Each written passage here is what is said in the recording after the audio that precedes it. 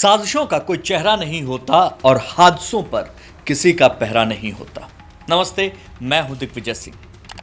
कहते हैं डॉक्टर भगवान का दूसरा रूप होता है, लेकिन हम इंसान कभी कभी इतने मगरूर हो जाते हैं कि वो भगवान के अवतार को भी जला डालते हैं।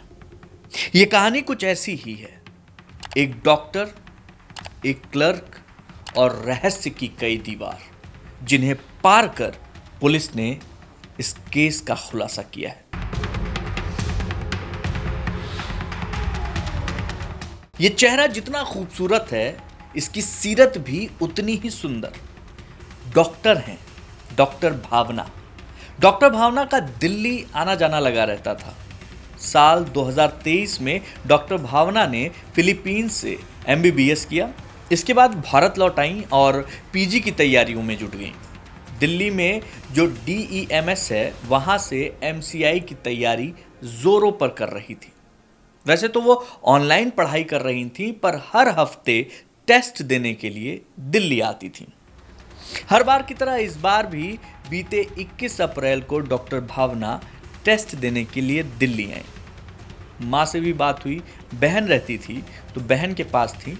माँ से आखिरी 23 तारीख को बात हुई कि मम्मा 24 को पेपर देना है और उसके बाद फिर मैं घर आ जाऊंगी। अचानक 24 अप्रैल की सुबह भावना की माँ गायत्री यादव के पास उदेश नाम के एक युवक का कॉल आया कि डॉक्टर भावना जल गई हैं, उन्हें हिसार के अस्पताल में भर्ती कराया गया है।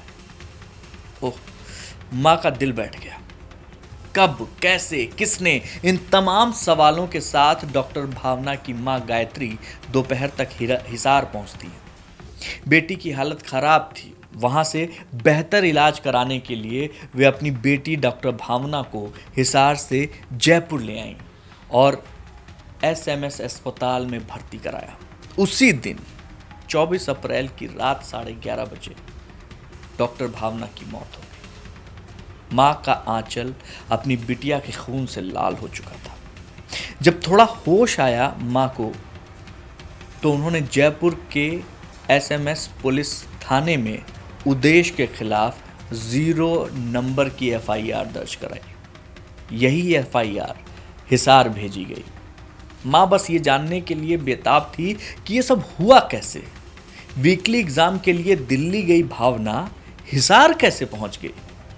दिल्ली में भावना अपनी बहन के साथ रहती थी, जो सिविल सेवा की तैयारी कर रही है। 21 और 22 अप्रैल भावना अपनी बहन के साथ थी। परीक्षा की तैयारी वो भी कर रही थी। 23 तारीख को माँ से बात की थी। 24 तारीख की सुबह वापस आने की बात कही थी, लेकिन वापस नहीं आई। 24 अप्रैल को उदेश यादव, इसका फोन आया।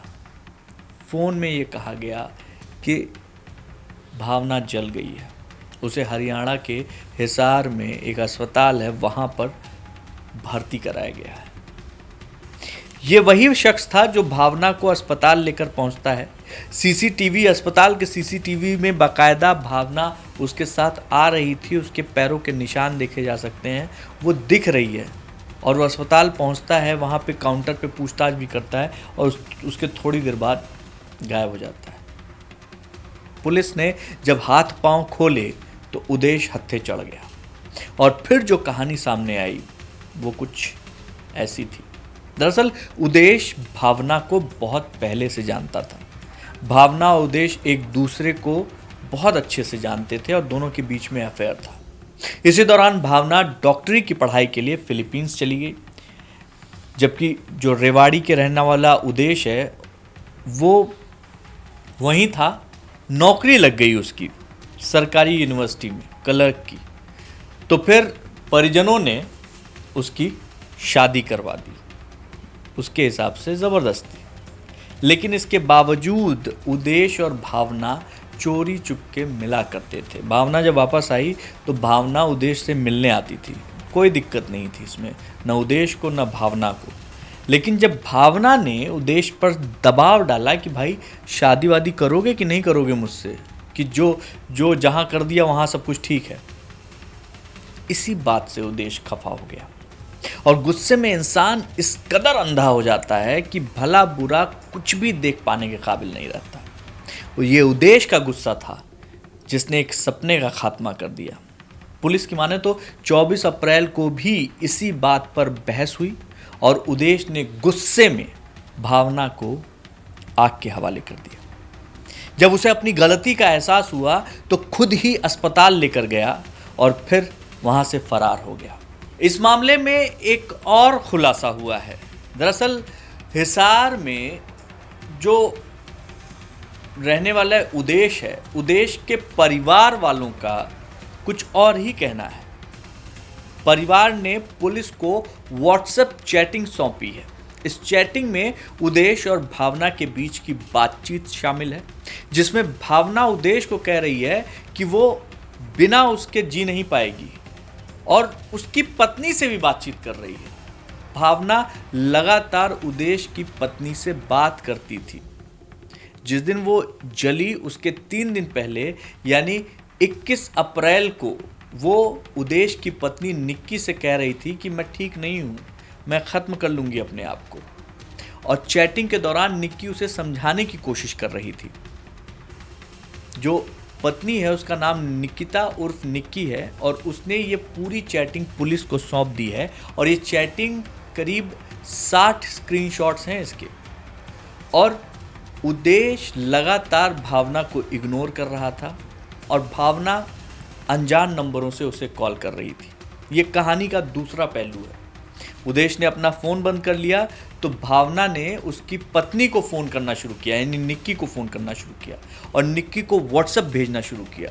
और निक्की ने, अब चूंकि उदेश जब पकड़ में आ चुका है, पुलिस की हिरासत में है, हिसार पुलिस की हिरासत में है, तो ऐसे में पत्नी और माँ, उदेश की पत्नी और उदेश की माँ दोनों ने इस तरीके के जितने भी सबूत हैं वो सब इनके पास रखे हैं। इस दौरान उदेश की माँ का एक बयान भी आया है जिसमें उनका कहना है कि उन्होंने साफ तौर पर भावना को बोला था कि बेटा शादी करनी है तो 15 दिन में परिवार से बात कर लो।